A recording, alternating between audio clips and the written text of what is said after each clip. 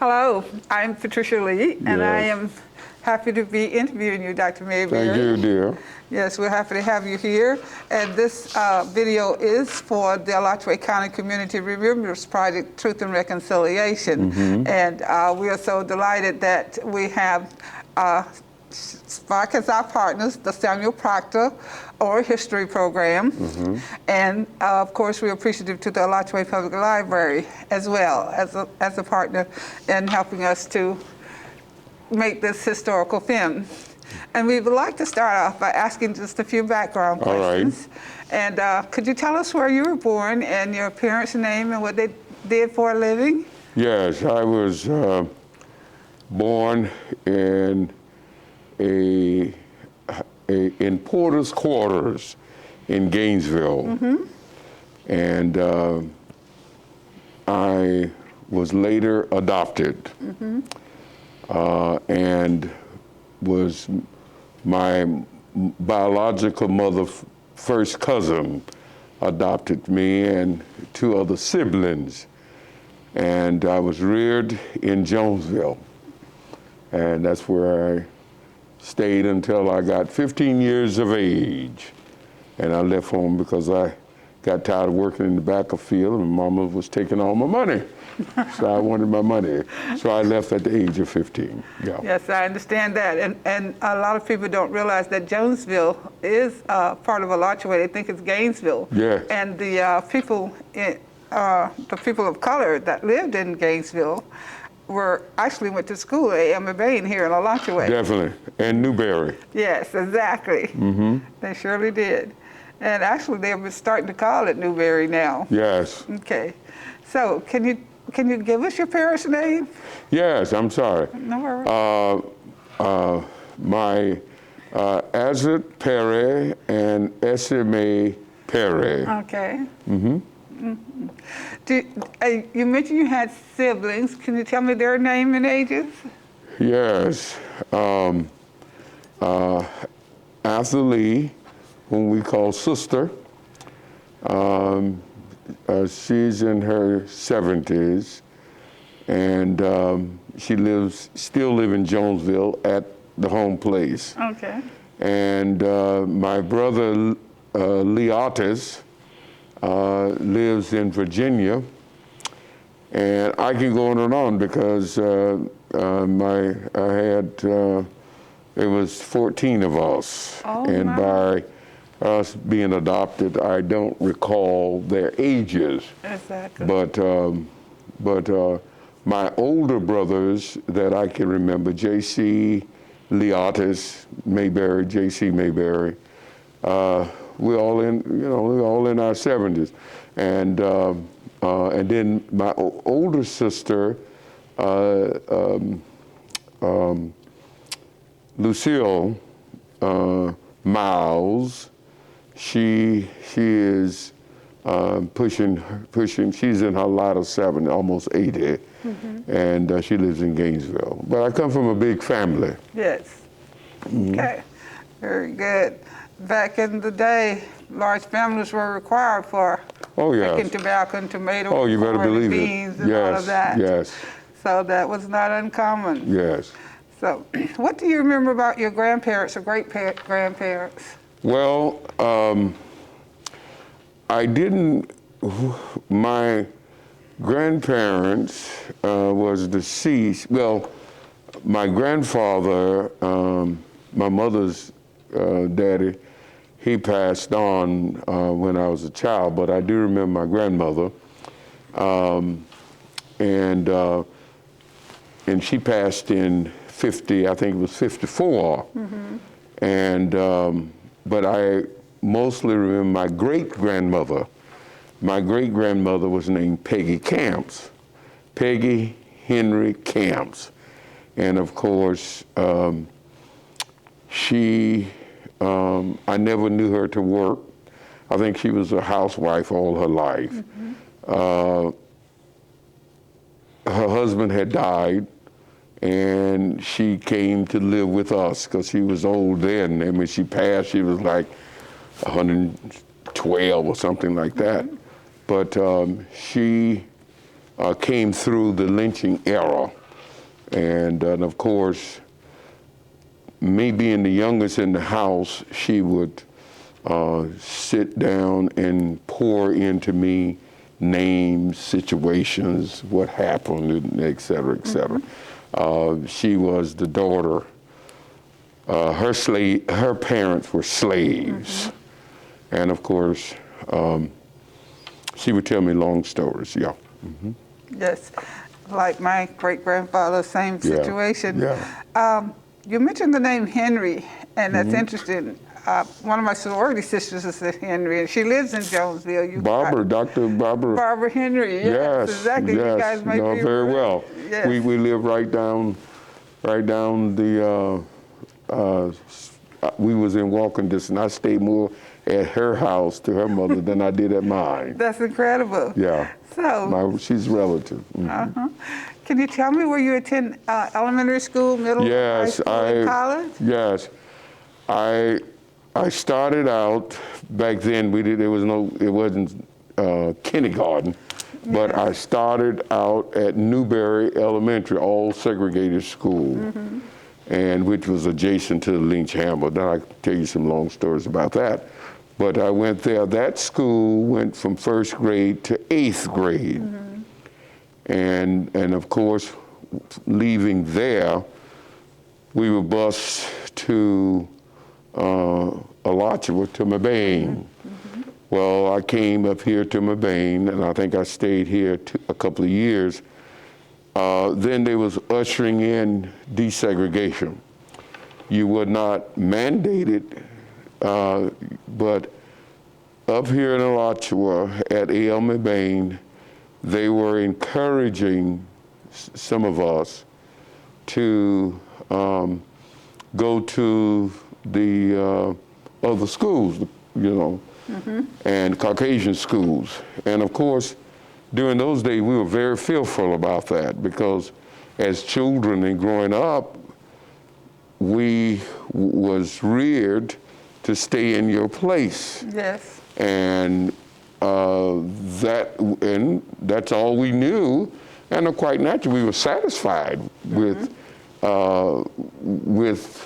being where we are. I enjoyed being at Mabane, enjoyed being at Newberry Elementary. Absolutely. But they encouraged us some of us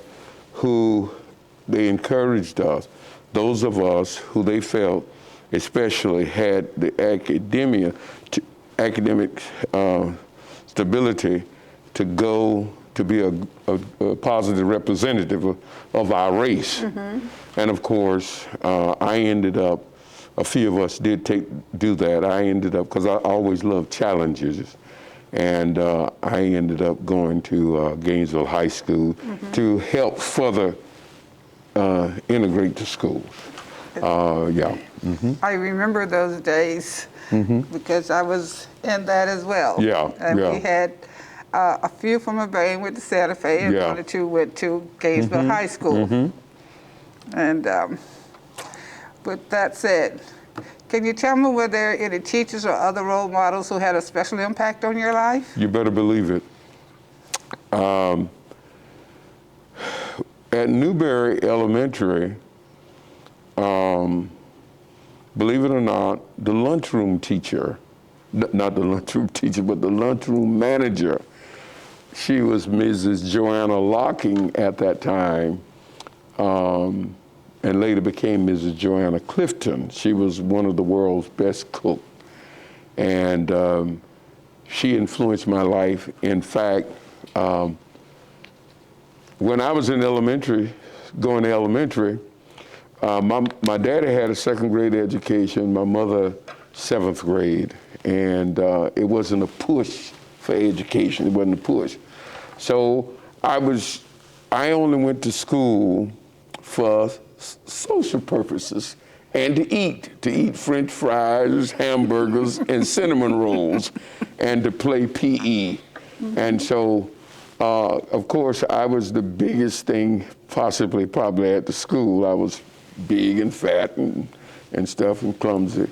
And so because I was strong as a bull, and had worked out in the field, my day probably was 9 o'clock. Yeah, 9 o'clock. I probably stopped, left the classroom every day and spent my day in the lunchroom working. And when that was over, I went to the janitor. And of course, one day I was doing something that I shouldn't have been doing to get attention. I wouldn't dare tell you what I was doing because it's embarrassing being a preacher. But Mrs. Simmons from High Spring, I can't remember her name now. Unita? Yeah. She said something and caught my attention. And it challenged me. And it was, I got saved in terms of education. Yes. That's an educational salvation. Yes, absolutely. I started taking school serious. I was probably like in the 7th grade because I just went to play. Education wasn't a thing. And we had a principal, 2 principals that I loved dearly. Well, 3. Mr. Hathcock was neatly dressed, and he drove a nice car. That was something unusual. And then Isaac Caffey. Isaac Caffey he came from Gainesville. Well, he was from High Spring, and he was a nice guy, had nice gray hair, and I just play in his hair all day. Every time I saw him, I'd be playing in his hair as a child. He influenced me. But Virgil Welch, who was a cousin, Mr. Virgil Welch, I never shall forget him. He was super intelligent, super smart. I don't care what, you can talk about physics, you can talk about history, whatever area. He evidently, he read everything he could talk on any subject. Yes. He influenced me. When I came to Mabane, it was Mr. Banks, Alvin Banks. Blanche Hill. I was in love with Blanche Hill. Oh my God. I was in love with her. All the boys was in love with Blanche Hill. Were. She was our English teacher. Those were the people that really helped me. And then when I got the GHS, there was, we had Caucasian teachers there. I didn't have any Afro teachers there. Mr. Bowles, I can't think of his name now, but he ran for school board. Cool guy. And Mrs. Mary Elliott, I never shall forget Mrs. Mary. She was an elderly woman, but she taught English. And when they had the riot, the blacks, we protected both of them. We didn't let anybody attack them because they saw us as human beings. Absolutely. They saw us as students. And because we had gone through a lot of abuse. Yes. Now, we were there before the Lincoln people came, and we had gone through that abuse. Reverend Wright's children, they left and left us there, and it was tough for us because it was more of us began to come. And we was insulted. Instead of saying Negro, they would say something like, will the Negroes come to the class, come to the office, and that kind of stuff. So we went through a lot of insults. Yeah, we went through a lot of insults. So you're talking about the teachers, not the students. Teachers, and the teachers, administration. And it was difficult. It was, yeah. I heard about it. Yeah, I lived it. Oh, Yeah. Man.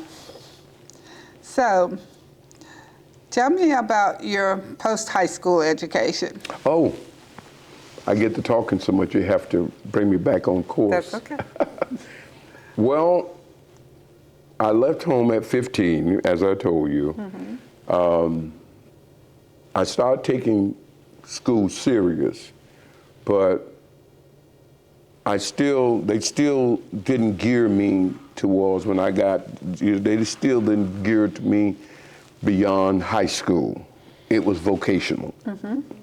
And there again, I spent half day at school, and the other half day was work. I worked at Camp Louis Galley as a cook, and I didn't know anything else but work in the field, and then I got cooking, because they didn't say, the thing was that I wasn't to go to college.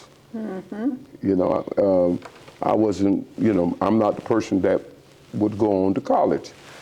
So my Sunday school teacher, God bless her soul, Mrs. Parker, Richard Parker's wife, aunt, was my Sunday school teacher, Mrs. Lucy Lewis.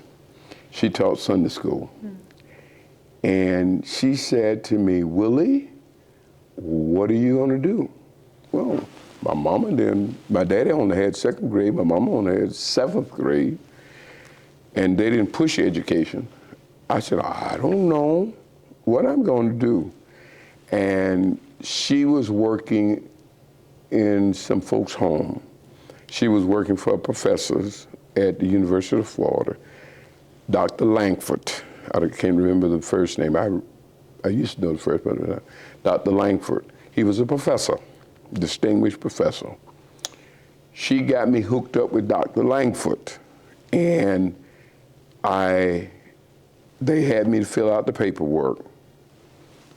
I didn't have any money to go to school, because at this time I wasn't making but 60 cents an hour as a worker in the restaurant. And of course, I never went to a prom, I never went to a school dance, never went to school football, anything. I didn't go to my high school prom because I worked. I had to work. I left home at 15. So I didn't have any money, and they hooked me up with a gentleman on Main Street, Mr. Roberts. Well, the Caucasians were getting monies and stuff to go on to college and stuff like that. We didn't know anything about that. So they did hook me up to this guy. He was an old Southern guy with a cigar in his mouth, looking over me, you know, and says, what you need? I told him I wanted to go to college. So I had to write down what I thought would take. And so they gave me a loan. It wasn't a grant, and I didn't know nothing like that. I got a loan to go to Santa Fe. And I started at Santa Fe, and I wanted to do counseling. I wanted to be a counselor, starting off. I really didn't want to. So I did that, and they had a 1-year certificate. And then they came back, and they had a 2-year program where you get a 2-year degree in counseling. And when I left Santa Fe, then I ended up going to Luther Rice, Southeastern, because I was just feeling my way through, I ended up at a Baptist, I started preaching at a young age, ended up in a Baptist college, Graceville. I don't know if you all know where that is, in the Panhandle. And I was pastoring, because I started pastoring at a very young age. I would leave on Sunday night, drive all the way out to Graceville, which is about 8 miles from Dothan, Alabama. Did that for 4 years, and got a degree in elementary education, believe it or not, and Christian education. And then I left from there, and I did my graduate work. And I went to Liberty, and I got, I don't remember how many degrees, because I'm a career student. I've taken a break since Covet. I've always stayed in school from college from 6 to 9 up to now, until Covet came. And I can't, right off the hand, I can't tell you what degrees, all degrees I have. But I ended up with Liberty and did my undergrad work, and that's where I am. Also went to St. Pete Mortuary Science School because I own funeral home, a couple of funeral homes, and I just wanted I wanted to be everything. You sound like me. Yeah, everything. I think we're ADHD. Yeah, you better believe it. You better believe it. That's wonderful. You mentioned that Mrs. Parker's aunt was your Sunday school teacher. Yes, Where Miss did you Lucy all go to Lewis. school?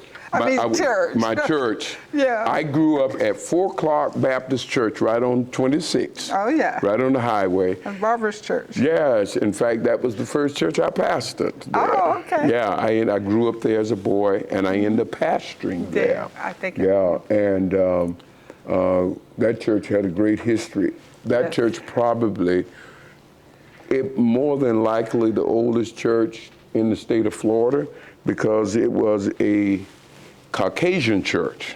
I remember hearing that. And when Lincoln freed the slaves, the folks moved out and gave the black that particular facility. And they ended up, and I did research on it, and of course, back then when I brought to their attention, that didn't set too well, but I firmly believe that church ended up being First Baptist. Oh. First Baptist Church. How about that? That the big church that was downtown at that time. Mm-hmm. Because with all indication during my research, more than likely that was the First Baptist Church. Mm-hmm. Mm-hmm. Okay. Yeah. My goodness. So. Yeah, that church has a lot of history. Tell me, well, you talked a little bit about your first job that you had when you were in high school and finding your way to college and all of that. What was your real first job, other than those jobs to sustain you as you were getting your education and to... My real job is, okay, later on, I ended up working with the Alachua County School Board. And I came in as a social adjustment teacher and worked with them for a while. And I worked at Buholtz. My last time I worked at Buholtz.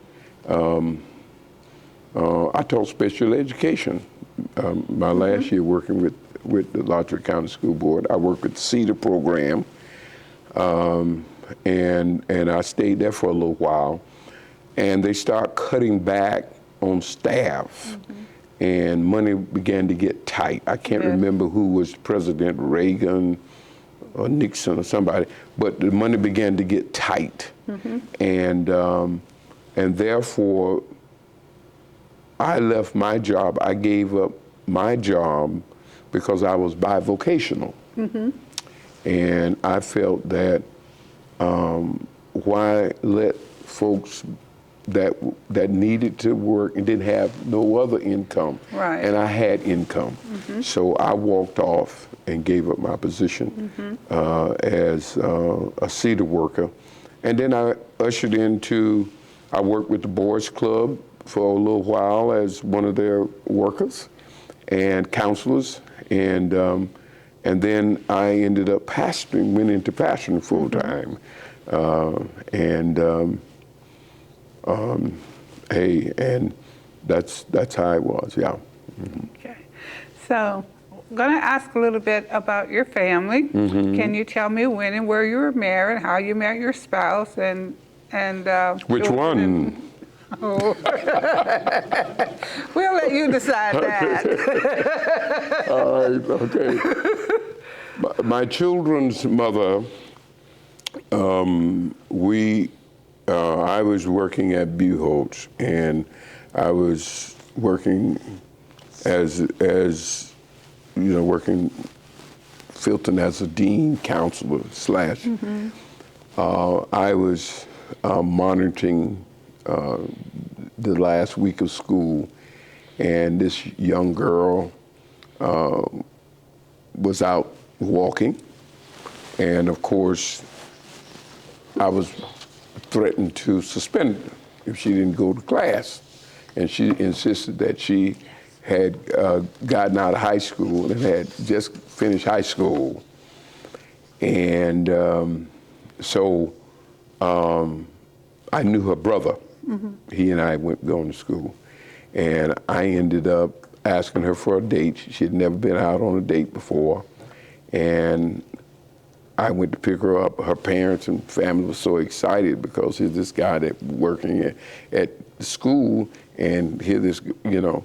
And so I took her out in June, proposed to her in July, married in November. And of course we stayed together, and by being young and stupid, we ended up separating and eventually getting a divorce. And then I married again. I married a young lady by the name of Kate Harris. She was a nurse administrator for Alachua General, later administrator for Shands. We ended up marrying and stayed married until God called her home. And so after I stayed grieving for about over 2 years, I went to my deceased wife's church as I had promised. By this time, I had retired from pastoring, and I saw this lady just shouting all down the aisle, shouting, Mrs. Shouting John, and that was Mrs. B. And I ended up marrying again. Wonderful. Yeah. That's just wonderful. I have a few more questions, but I want to ask Adolfo to ask you a few questions too. Help yourself. Particularly want to make sure Help we yourself. get to. All right, well, thank you very much. You know, it's hard for me to do this interview without acting a little silly, but we'll go ahead on. Sure, no problem. Okay. Well, thank you so much. As you know, we're doing this based off the Truth and Reconciliation Soil Collection. So I kind of want to go a little bit about the past, Alachua past, and maybe talk about some of those stories that you were mentioning a little bit earlier on your great grandmother. Yeah. She would tell you about the situation. What did she go through during those times, during the whole Reconstruction period? Well, one of the things that she went through, a lot of the property that you see in Jonesville, you know, where Publix and right across there, my great-grandmother, mother-in-law owned a lot of that property, hundreds, about 100 acres. Well, and then my uncle owned where Publix is. So they own, blacks own all the property in Jonesville, basically, quite a few. And of course, one thing about our forebearers, they were very trusting. And the Caucasians sometimes would bring them fish, give them clothes, give them chicken, little vegetable. They kill a hog, they give them the chitlins and all that kind of stuff, and won their confidence. And by winning their confidence, and then sometime, like my great-grandmother, her mother was a nanny for one of the well-known lawyers in Gainesville. And so when my great-grandmother died, they came, the lawyer and those came and said that my great-grandmother took a loan. And that wasn't true. My grandmother said that, great-grandmother said that wasn't true. She wasn't that kind of person. Well, they ended up getting the property. And of course, not knowing about lawyers and money and stuff like that, nobody took a fight. And so they lost their land. And then back then, you could get killed or lynched, as some of our relatives did in Jonesville. They were lynched, so there was a fear. Yeah. She gave me stories about Lynch Hammond. And well, her daddy was, my great-grandmother's father was a slave. And she would say that when the Confederate Army, say when the Union Army came, they were glad to see the Union Army come through. But when the Confederate Army and the old master have them praying, and they'll be down there, oh Lord, protect master's property, protect master property. But they were just doing that just to be doing it. And so that was the tale that was told. The Lynch Hammond was a quite interesting story. It was a very sad story, and I swore to secrecy. But I will say this: the night that when they was lynching the lady, and the preacher prayed. Now, my grandmother wasn't a liar. She told the truth. And this was validated by others. Said the preacher, they were going to let the preacher go. And he prayed and he said, God, if you are God, let these woods light up. And the woods lit up. And the baby, and you know how they pushed the baby back up and stuff like that. But the story that my great-grandmother said, and it stuck with me from sitting at her feet as a little child up to this day. One of the most prominent Afro-Americans in the area, she said they were going to let the person go. They're going to let them go. And this Afro-American person said, no. If you let them go, they'll tell that I was here. So that's a story that was told to me, yeah. And I believe it. Thank you for sharing. Yeah.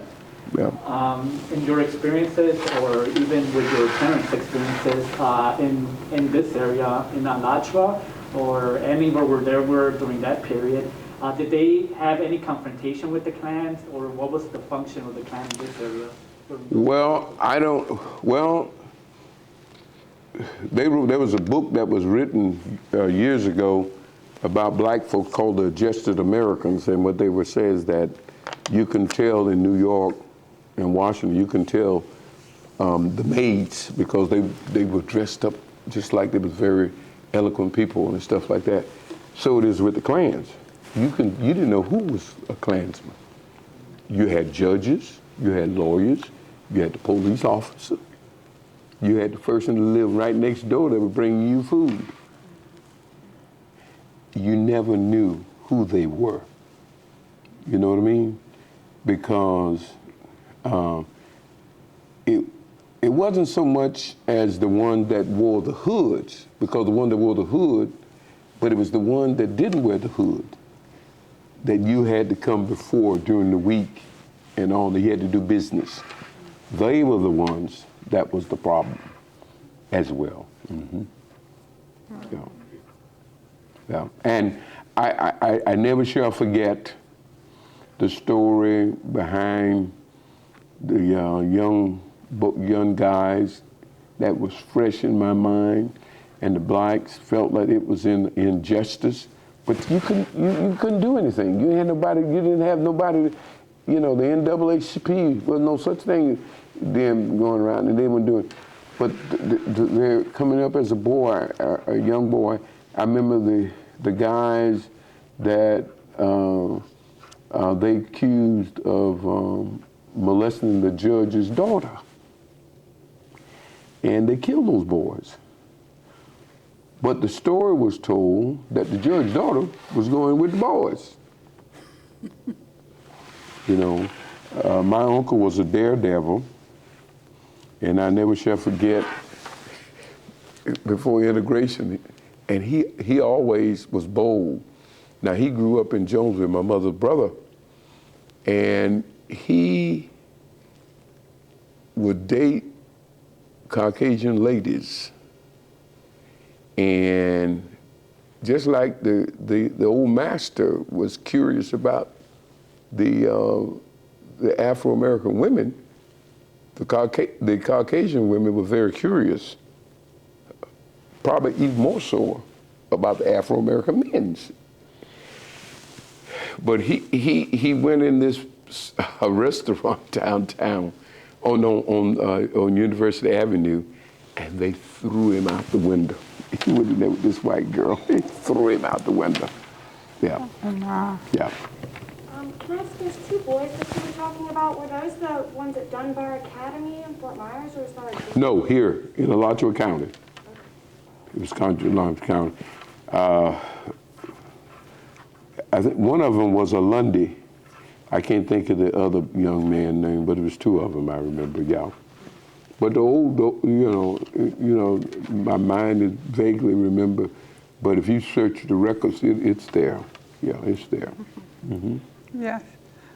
And coming here, I never shall forget driving on I can tell you, awful experiences, 3 awful experiences I had coming up here to school every day on the bus. The Rebel House, that's before y'all time, they had the Rebel House, the restaurant, right there, right on the corner right there, and had a huge Rebel sign by from that wall to way over to that other wall. Mm-hmm. And you had to see that every day passing by, every day passing by. Mm-hmm. The next thing that really bothered me as a child, we were coming up as children in school, our books was raggedy. They were handed down books and they were raggedy. And boy, if we ever got a new book, it's just like God had set himself in our class. We was holding them.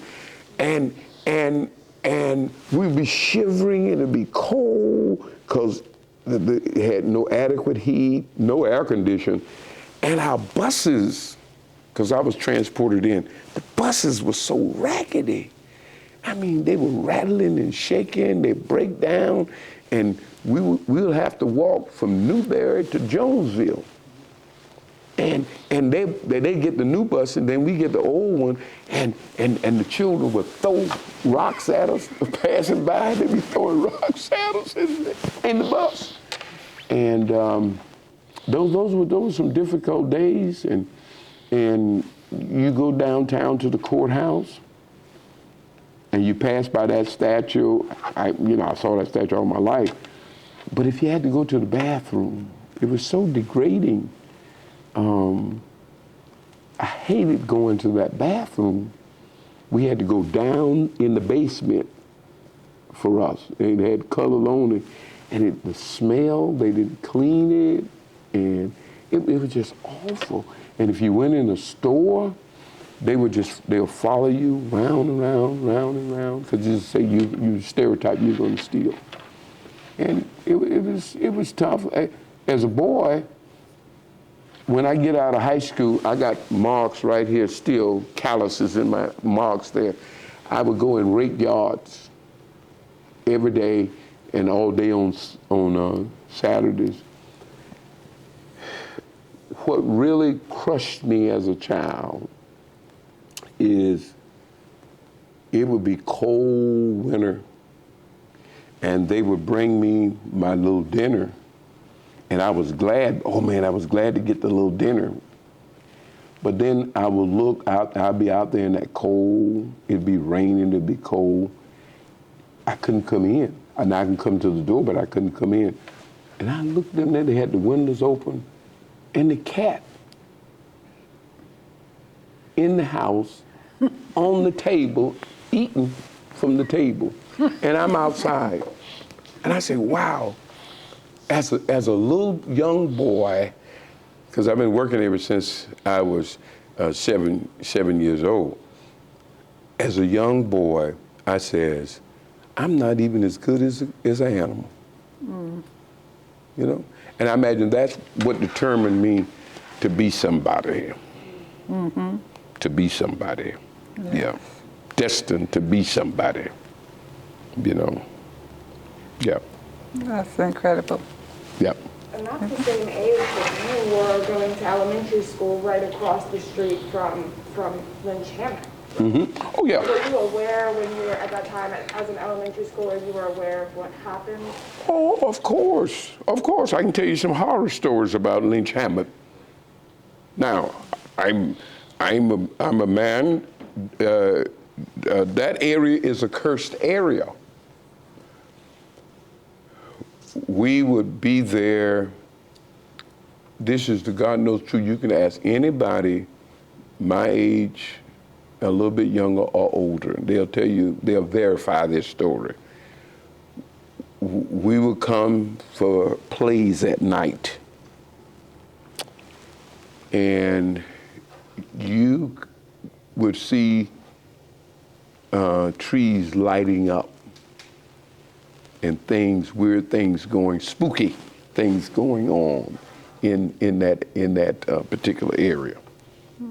And we saw that, and we were numb to it. It didn't bother us. We were numb to it because that's what we grew up with. Yeah. And our school was next door, and that whole adjacent area. We'd be sitting in the classroom. The window go up, window go down. Somebody be walking it. They had closets back there.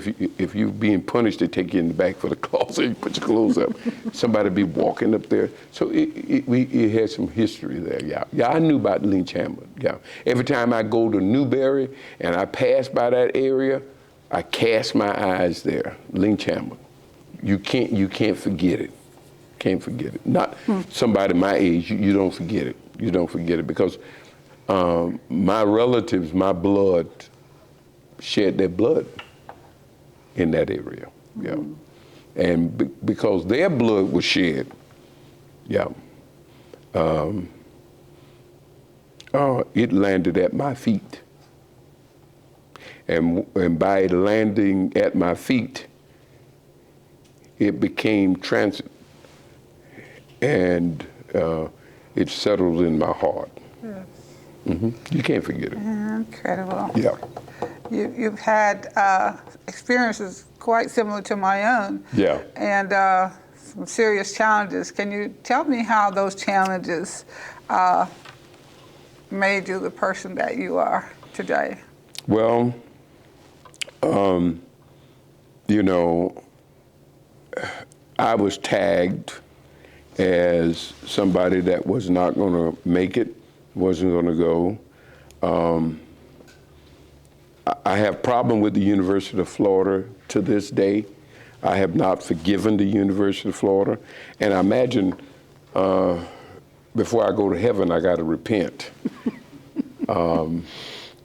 I wanted to major in special education. And I went over there to talk with the person that was in the department head chairman at that time. She was a Southern Belle. And that lady said to me that, and my grade point average was like 3 something, almost 4. She said to me that I wasn't smart enough. But as a child, as a young person, well, I say child, to me, 18, 20, y'all children to me. But when you take somebody like that and you tell them that crushed me, told me that I wasn't smart enough. And I walked away, and I shouldn't have done that. I walked away and didn't pursue my education at the University of Florida.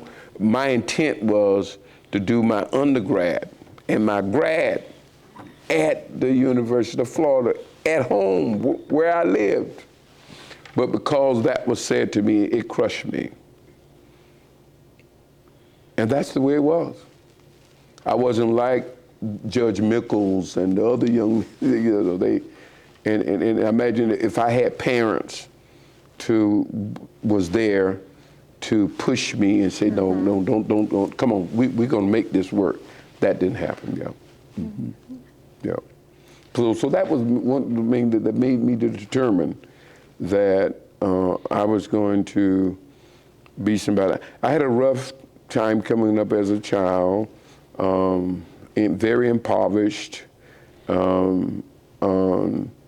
ate out of the garbage can and very impoverished. And I was determined that I was going to be better, do better. And when that lady said to me what she said, my philosophy has always been this: I don't care what it is, if it's in a book, I can get it. Amen. If it's in a book, I can get it. I bought a many dummy books, you know, but if it's in a book, I can get it, yeah. So what opportunities are available now for children that was not available for you when you were growing up? Well, Pell Grants, preschool. I waited to go in the first grade, and I flunked first grade because I was intimidated. I was scared because my great grandmama Peggy Camps kept me there, and I didn't, you know, I was intimidated. So we didn't have that. Children wear some of the best clothes. I went to the chicken yard and get wire and tie the sole of my shoes. My feet was always big, and I would take a knife or ice pick and cut holes to have room for my feet. And children wear name brand stuff. That was uncalled for. You know, corporal punishment. Back in my days, you got to kill him. School, home, and everything. So it's different. The opportunities are there. The work. If you did come over here to work, you had to work in the kitchen, or you worked in the fields. When the others, they was at the museum working as teenagers, and at the University of Florida, you had to work in the field. You wouldn't gonna get those kind of jobs. And so nowadays, the opportunities are different. The educational opportunities are different. You be able to sit up under some of the most brilliant minds and all that kind of stuff. You know, the education, the labs, the equipment, the books, all that kind of stuff. You know, parents are different now. You know, and wherein most parents, even if they had not completed high school, at least they got at least maybe 10th grade, or maybe didn't hit the 12th and didn't get a grade. But back in my day, it was common. 2nd grade, 7th grade, you know. Yes, Yeah. absolutely. So, can you, excuse me, can you tell me what organizations you're currently involved in? Well, I don't, at this point in my life, I don't have the energy like I used to. I was an advocate.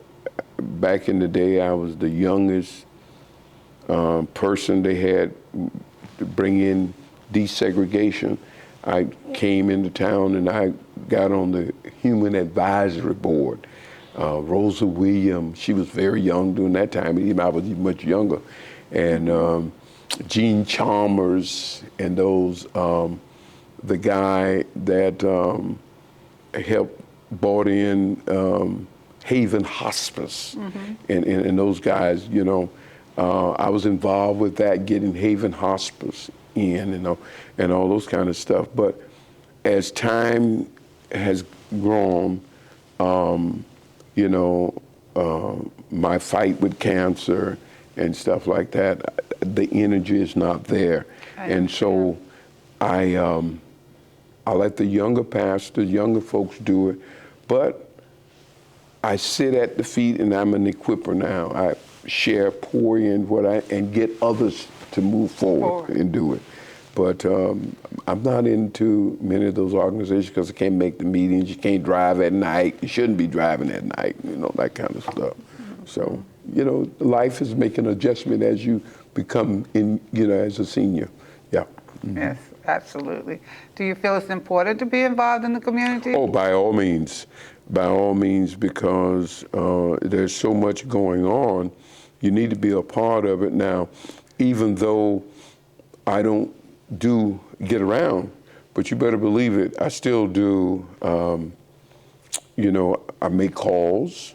I have a senior citizen ministry, just like folks my age or older, where I do things with them. We all at the slow pace. We all about in the same boat, and spending time. So yeah, you have to. You can't detach yourself from the community, right. and you can't detach yourself from not only your community but others' community. You have to. I challenge my preachers as I go with training and try to get as many books as you can, and and interesting stuff to read up and know what's going on. Yeah. Yeah. Very good. Because even the Bible says being ignorant is dangerous. Because Hosea 4:6 says, "For my people are destroyed for what? The lack of knowledge." And so knowledge is powerful. Absolutely. Ignorance is dangerous. Very. Yeah, ignorance is dangerous, and it's even more so dangerous when you're ignorant and you're not doing anything about it. Absolutely. Yeah. Amen. Yeah. So, how do you think the political climate has changed in your lifetime? Well, basically, it's really about as it always has been. It's about self. Every now and then, you may find somebody come along that have the people at heart. I've been here a long time. I've seen churches being used. I don't allow white politicians to come in my church and get up in my pulpit and get up and make announcements. I don't allow black ones to come in my church and do announcements and all that kind of stuff. I read up what's going on. I keep myself informed. I tell my people, okay, get out and vote, get out and do this and that. But it's selfish. Every now and then, you find somebody really have it at heart.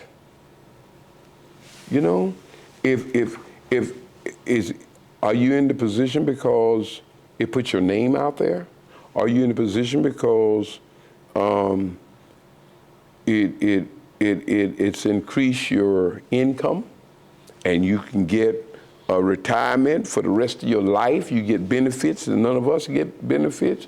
Why are you in it? For what reason? And you can tell a sincere politician, they come to the community when it's not election time. Thank you. They why you can't knock on doors when there's no election time? You're not going to use me. I've been here long enough. And of course, I feel like as a pastor, as a preacher, I don't run for no political office. I don't think pastors ought to run for political office because when you sit at Jezebel table and you start eating Jezebel food, then your mouth is shut because you got too much food in your mouth. But I want to be in a position where I can equip my people and get them out there and stand up and speak about the injustices. I can't speak about the injustices when I got the people money coming in my pocket. Yes. And so it's one of those things that I this political thing, bickering with each other and stuff like that. And at the end of the day, who suffer? We suffer. Yes, absolutely. We That's suffer. So true. How can you argue and bicker about giving people $15 an hour? I don't get it. Do you know it's difficult. The cost of living is just unbelievable. Absolutely. And then when you get my age, and you got to struggle with Medicare, Medicaid, or whatever, and you go to the drugstore, insurances don't cover everything, all that kind of stuff. Exactly. And a lot of people die because they don't have the medication, and you know, that kind of stuff. So hey, politics, you know, let me see what the Lord said. Every now and then you see a traveler that really has the interest of the people. Uh-huh. And it ain't got nothing to do about black and white. I want somebody that has the interest of the people. Mm-hmm. Yeah. Yes, indeed. So can you tell me, what did the election of Barack Obama in 2008 mean to you? Well, I saw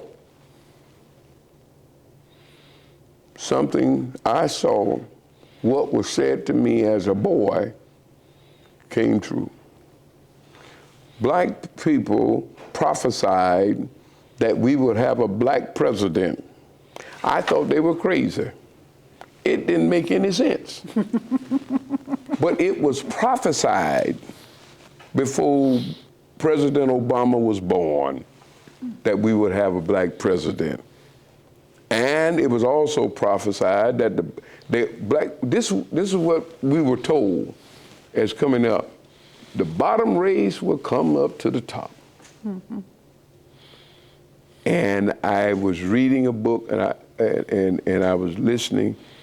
It says one of the fears of these extremists is that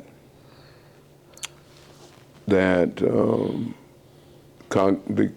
Caucasian race is not going to be the majority race in a few years. That is true. And we, like I said, when President Obama became president, I said, wow, this is what I was told in school. Our teachers taught us, our black teachers told us this. That's right. My great-great-grandmama said this. Our forebears told us this, that we were going to have a black president. That didn't make any sense, but it happened. And God knows, I never thought we'd have had a woman as a vice president. How about that? Isn't that incredible? And an Afro-American as yeah. Yes, indeed. Yeah. What are your thoughts on the Black Lives Matter movement and the increasing murders of African Americans by law enforcement? Well, my philosophy, all lives matter. And as a pastor, as a minister, you know, I have to take the stand, all of them matter. But black folks were being killed all the time. It just is what we took 20 years ago, 10 years ago, they ain't gonna take it. Because what has happened, one thing that had happened with desegregation, you got Afros went over and married Caucasian, Caucasian came over and married Afro, you got blended race, ethnicity and all like that, you got Afro judges, you got all that kind of stuff, and you got black mayors, black chief of police and all that kind of stuff. And then you got some people, every now and then you will find a saved police officer. And if they're not saved, they got good morals. Mm-hmm. And they talk. Mm-hmm. And so it's a shame. I've seen it happen. The day that the police officer was sentenced,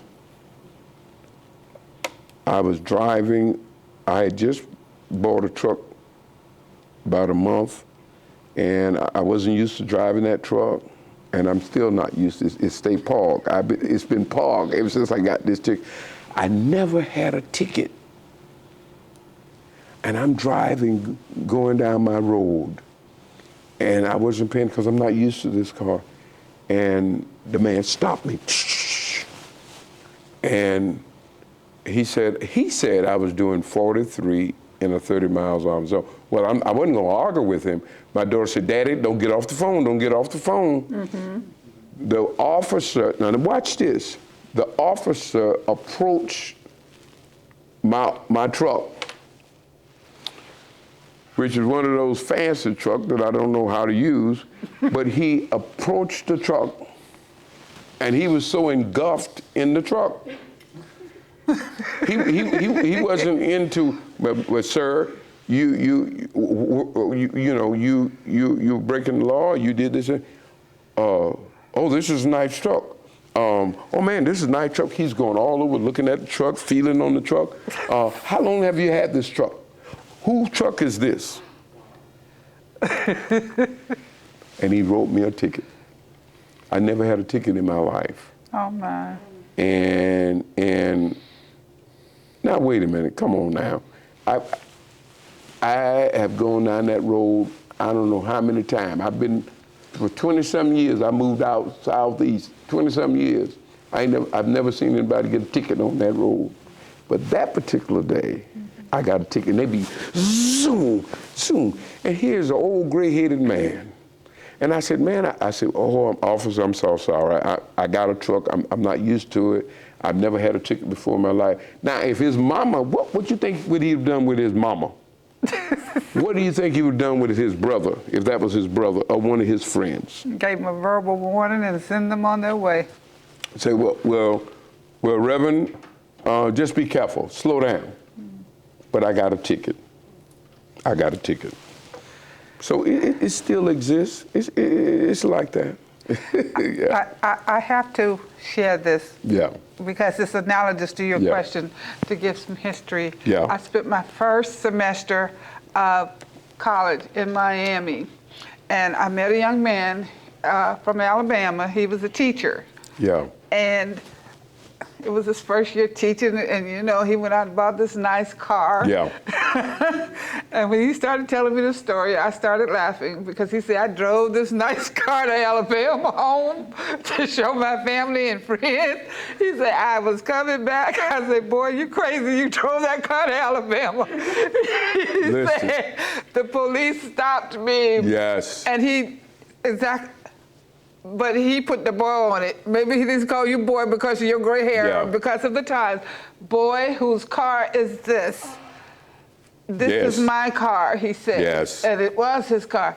No, because don't no N-words have nice cars like this. So you either stole it or it's your master's. And I told this boy, I said, you are lying to me. That man did not stop you and say those kinds of things to you. He said, I swear. And knowing Alabama, I know the man said it. I know he did all of that. My family's from Alabama, some of them. So to hear, now this was in 1969. This is what? 2021. A few months ago. And we got telling the same story. The day that George Floyd, the guy that put his neck, the day that guy was sentenced, that was the day I got my ticket. I'll never forget it. Oh my. Were you scared just because of everything going on the media? Were you scared when that happened? With the media and everything? Oh no, I wasn't scared. You could be the next victim. No, I ain't scared of white people. No, I wasn't scared at all. I wasn't scared because, listen, anybody, now this is what Jesus said, if you're not willing to die, if you're trying to save your life, you ain't worth living. He said, but if you are willing to die for my sake, you'll get the kingdom of heaven. Yes. Because I figured by the time he did what he did, me being saved, being a Christian, if he'd have shot me by the time the bullet got to him, I'm in heaven anyway. It ain't gonna bother me. Amen. That's why I'm a firm believer, But that's how they are. But one thing I teach, I try to instill in these young black men, especially black men, don't rise up against the authority. Get the badge number, and you go down there and talk. Mm-hmm. Now, I didn't call Clovis, the sheriff. I didn't call him. I said, okay. If he said I was doing 40, even though he could have done whatever done, but I broke the law. When you break the law, you suffer the consequences. You know. Absolutely. So, do you think the Black Lives Matter and what's going on now between blacks and white is similar to the civil rights movement? Well, back during the civil rights movement, blacks didn't retaliate. They, majority of them, they took the beating, they took the insults, because it was Martin Luther King came along and was saying nonviolent. But I'm going to tell you something about during Martin Luther King era. We, just like school, separate but equal. We didn't. Our plight, I imagine that was our lifestyle of such, but if we wanted to go to a restaurant, we want to do it, we shouldn't be beaten, you shouldn't be called names and all that kind of stuff. But I firmly believe, from what I'm gathering, from what I'm seeing, that this generation, they're not going to take it. They'll rise up. They're not complacent. This is a nation, even folks in the church, they don't believe, they say turn the other cheek, but you better believe it, they ain't turning the other cheek. You know what I mean? And so this is a different type of situation, is that people, they stand up for their rights nowadays. They verbally are going to stand up for their rights. And you can beat them, you can shoot them, but there's a this is over. And some people can't get the fact that that type of situation is over. And guess what? Because if we teach our children our journey, and it's sad that my children, grandchildren, great-grand is having somewhat some of the same similar journey. They ain't gonna take it. Exactly. Yeah. My grandboys, that man stopped them. They gonna challenge him. I didn't challenge. I had another way of doing it. Yeah. Okay. So how do you feel about the disparity of wealth, education, and health care in this country? Well,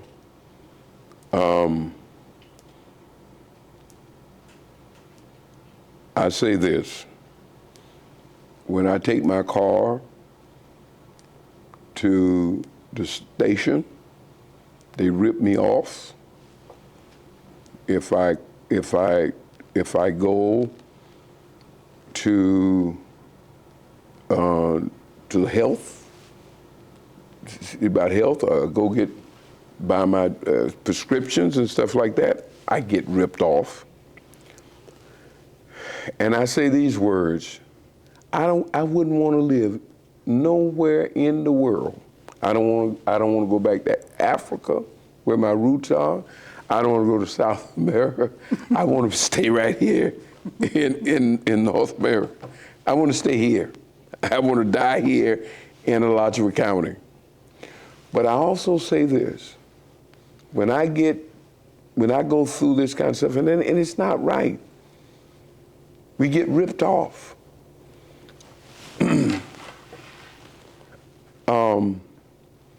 All these rules and regulations, you had black guys. Now, one thing about Afro-American, black guy or black woman, if they see it, they'll get it. They can build with their hands, they can do this and all that kind of stuff. And then all of a sudden, you got these laws and regulations. For what purpose? For what reason? Because guess what? If I bring somebody in and tell them, say, man, go up there and fix my roof, a contractor come by, he'll pick up the phone and call they're going to send code enforcement people and they're going to stop them. For what reason? For what reason? Somebody's on the side of the road peddling or trying to sell. For what reason? You're going to stop them. You got to go get a license. All of it. And I said, nowhere but in America. I don't want to be anywhere else, but nowhere in America. And I said to somebody, justice, Justice, equals or is Money. You can take it to the bank. That's what it is, money. Because if you got the money, you can get out of stuff. If you don't, you're going to suffer. Okay. And it's sad. It's the rich get richer, the poor get poor, and it's the system. To go to college, you got to come out with all these student loans if you're poor. But if you're a straight A student, a straight A B student, they want you. But what about the struggling C student that really needs that financial support? You know, nowhere but in America. I wouldn't want to be anywhere else, but nowhere but in America, yeah. Okay. Can you tell me whether participating in government elections is important? Of course, because if you don't be involved, if you don't participate, if you don't, one of the problems that I see is that people, and it has nothing to do with race, people are ignorant when it comes to government, the policies, the issues, situation, what's going on in America, what's going on in the world, and all that kind of stuff. And then you can't just take what you see on one program. You got to be aware of what's going on. You got to watch, and you got to know. You got to know where you live. You got to know your government, how it's set up. Yeah, absolutely. It's very important. Yeah. How has COVID-19 affected you and your family? Well, it didn't do anything for me because when COVID first came out, they called us all together as ministers, and we had a big meeting, and a representative came from the disease department and said, and I firmly believe it, it says, we will all end up with COVID. It's just how your body will respond to it. And I'm going to take the precautions. I wear them. I don't like wearing masks. I hate them. But if it's to save lives and protect, I'll do it. And remember now, I'm going to listen to, supposedly, I'm going to have my own prayer about it, think about it. I'm going to listen to those people that are in the trenches. I hear the doctors, the people. I hear the doctors. I hear the scientists. And I see people, and I've had people, I've had members to die that would not take the shot. But then when they got COVID, they were begging for the shot, and it didn't work, yeah. And I firmly believe that COVID is not going anywhere. It's going to be here. It's just something we're going to, it's because it seems like every time we got control of this, supposedly, then another one came, and then another one came. And so it's just something we're going to be constantly battling with. And then people, my friends who I went to school with, and it is true, they say in America we're spoiled. We're very spoiled people. We're very spoiled. Mm-hmm. Yeah. Okay. Is there anything else you would like to share with us that I may not have asked about? No, I think I've ran my mouth a lot. I'm hoping that, and it's a dream, but we have conditioned ourselves to tolerate each other. You know, we have a high tolerance. But if you keep squeezing, your real identity will be displayed. Mm-hmm. If you're a porcupine, you may have on Mother Teresa outfit. But if you're a porcupine, it's going to come through that outfit. Because guess what? Like they say in Jonesville, you is who you is. And you ain't who you ain't. You got that? That's Ebonics, okay? All right. I love it. Last question. Yes. Maybe two questions. All right. Put them together. What is the legacy that you want to leave behind, and a message to the next generation that is watching this video? The legacy that I want to leave behind is that I came in this world not for me, but I came in this world for you and not you alone. I came in this world not for me, but for you and not you alone. And